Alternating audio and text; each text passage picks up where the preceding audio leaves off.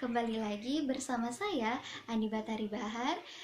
Pada video kali ini saya akan membahas materi mengenai pengertian, fungsi, serta peranan pada kurikulum.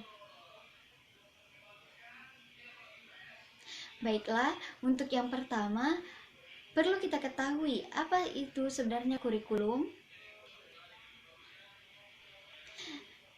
Secara istilah, kurikulum yang pada awalnya digunakan dalam dunia olahraga berasal dari kata career, pelajari, dan career, tempat berpacu.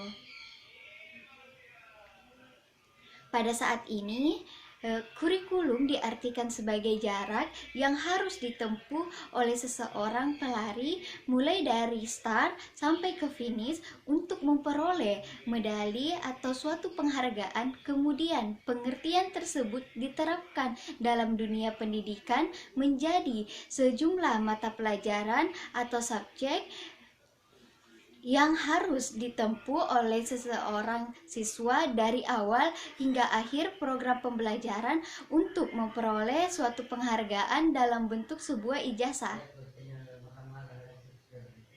Nah, dari pengertian tersebut, dalam kurikulum terkandung dua hal pokok. Yang pertama, yaitu adanya mata pelajaran yang harus ditempuh oleh siswa, dan yang kedua, tujuan utamanya yaitu untuk memperoleh ijazah. Dengan demikian, implikasi terhadap praktik pengajaran yaitu setiap siswa harus menguasai seluruh mata pelajaran yang diberikan dan menempatkan guru dalam posisi yang sangat penting dan menentukan. Nah, di sini keberhasilan seorang siswa ditentukan oleh seberapa jauh mata pelajaran tersebut yang ia kuasainya, dan biasanya disimbolkan dengan skor yang diperoleh setelah mengikuti tes ataupun ujian.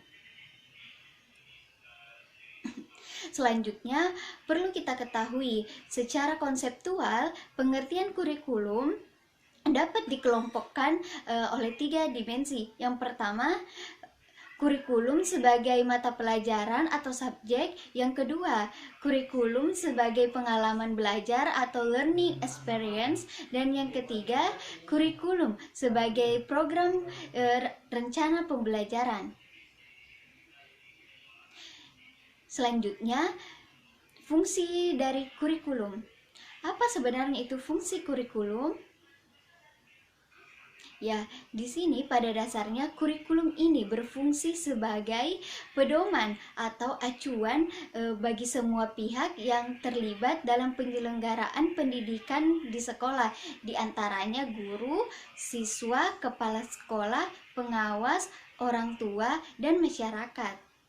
Selanjutnya, terdapat 6 fungsi kurikulum bagi siswa itu sendiri. Yang pertama, ada fungsi penyesuaian. Yang kedua, ada fungsi integrasi. Yang ketiga, ada fungsi diferensiasi. Yang keempat, ada fungsi persiapan. Yang kelima, ada fungsi pemilihan. Yang keenam, ada fungsi diagnostik. Ya, selanjutnya peran kurikulum.